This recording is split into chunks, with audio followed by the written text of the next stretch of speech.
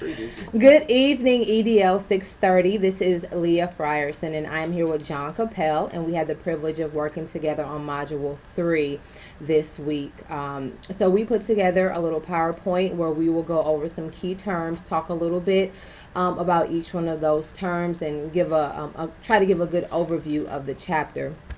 Some of those terms that we will be looking at are principal agency theory, academic capitalism, resource dependency theory, and entrepreneurial university.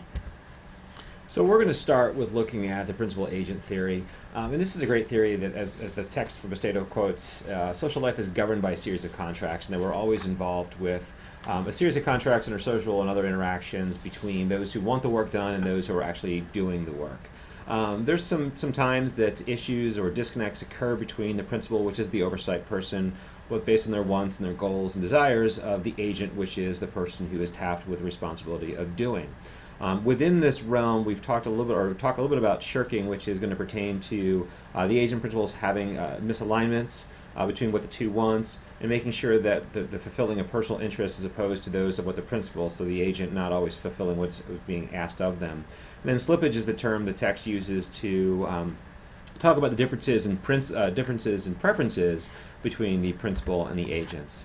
As Dr. McClure, the last class, had given us a brief overview. We'll kind of reconnect on this a little bit in talking about academic ratchet, which is that shifting away from the true focus of faculty from their teaching and service responsibilities, going towards research or other things or other activities that are more either personally or financially advantageous to those individuals. We talk about the academic lattice as well, which is referring to the growth of various administrative structures, so usually with the increase in the number of administrative posts growing larger or more than faculty member positions growing, and that kind of results in administrators doing more of the administrative tasks that were traditionally done by faculty, and the examples we gave were advising and committee work. So we move and shift on to academic capitalism, which recognizes, and I'll quote, groups of actors, faculty, students, administrators, and academic professionals as using a variety of state resources to create new circuits of knowledge that link higher education institutions to the new economy. And what we're talking about in here really is that there are actors, being the faculty, students, those individuals, administrators, that are connecting new knowledge, new circuits, new ways that we think about higher education to higher education within the larger economy, essentially.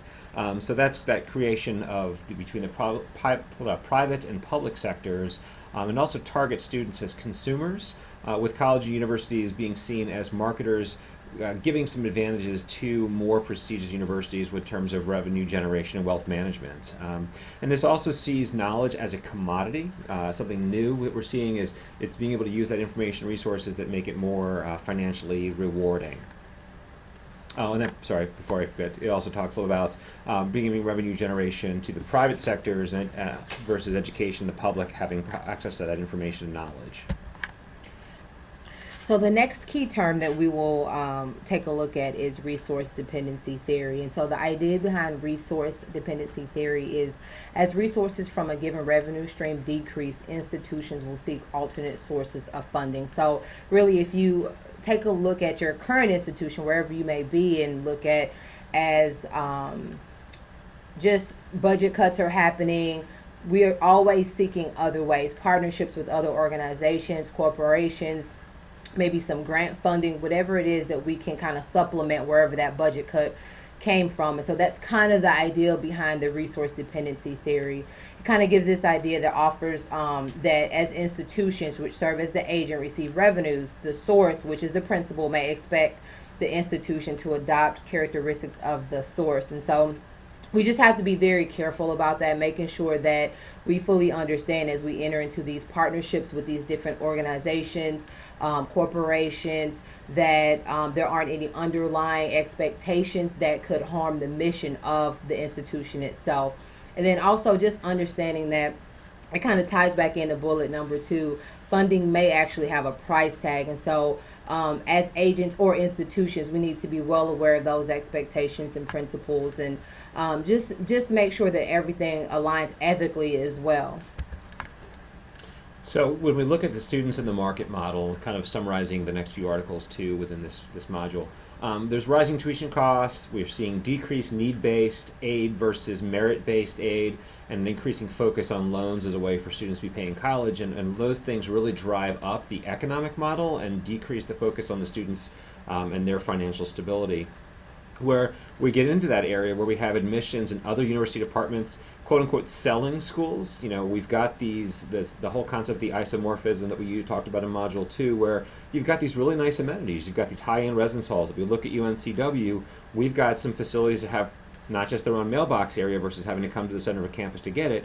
They have their own pools, their own workout facilities, their own convenience stores and sandwich shops established in them. So those things are being marketed to potential students or other early admission practices, which was enlightening to me, to get these high qualifying students who can pay what's called the sticker price, or the full price for college versus anything that's a cost minus a discount. So when we look at Mendoza's article, The Academic Capitalism and a Doctoral Student Socialization, the case study piece, it was interesting. They would look at one specific Research One institution that they had the idea that there was a primary concern that funding based on private sources was going to result in limited abilities to share the findings, because the students were saying, or there was the idea of saying, that as doctoral students they wouldn't be able to publish their dissertations if there was some private responsibilities that they couldn't declare or they couldn't share the information. So that really illustrates, as Leah was just saying, the importance of understanding the sources of this funding. Is if the principal has expectations, are the abilities of the researcher, which as the agent, are they able to seek alternate funding sources going back to state and federal sources funding, because those are preferred. They don't have as many strong private requirements or connections associated with them. So as we look at Clark's article as well, delineating the character of the entrepreneurial university, this one painted a decent picture outlining what are entrepreneurial institutions doing, and those being the ones who engage in activities looking at external funding sources. They allow diversification of revenue streams to allow organizations and institutions to sustain change over time. And looking at that, they're looking at, again, those various funding sources that benefit the academic institutions, and there's the low ranking of where those private fundings actually come from in terms of how much versus all the other sources. So when we talk about the worry of private sources of funding, we're not as concerned, because those revenues, yes, they're there, but no, they're not as significant as state and federal funding sources that are already in place. Lastly, the article really does provide a general perspective, talks about idea generation, looking at new technologies like the massive open online courses, otherwise known as MOOCs, or using other existing technologies in new and different ways to provide the institution to drive forward. So those are just a few of the highlights we felt like the class needed to know in terms of key points for this module. And so I feel like we have a lot of questions, but we have a few, and then we have kind of a bonus question at the end. So the first question is, budget cuts in higher education have made the idea of institutions connecting to the new economy more appealing. What pros and cons do you see of institutions drawing upon the support of the new economy? And then the second part to that is, can institutions afford not to give in the state of higher education? The next question has to do with resource dependency theory. So resource dependency theory suggests that institutions take on the identity or values of the external funding sources with which they interact. What dangers does that pose for students and faculty, and how can institutions build academic capital without risk of losing their perceived power while gaining academic prestige?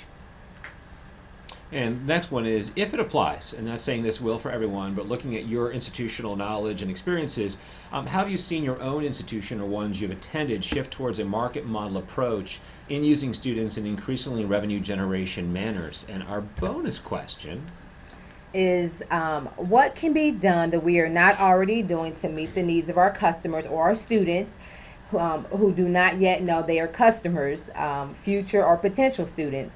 What can we change about our institutions to make ourselves more effective to their needs and not just a cosmetic update given the current state of higher education funding? As we mentioned, we had several questions. There is no intention that you, as our cohort members or colleagues in the class, answer all of these. Take one, take two, whatever is of interest to you. But we figured this bonus question would kind of throw a little bit out there to say, what are we doing to attract potential students that isn't just about prestige? So that's kind of our trick question in there. And as always, I wanted to offer you our references for the materials that we used for this module. We thank you so much for the opportunity that you've all taken to listen to our piece. We'll also make sure these questions are posted in the forum itself. Thank you so much.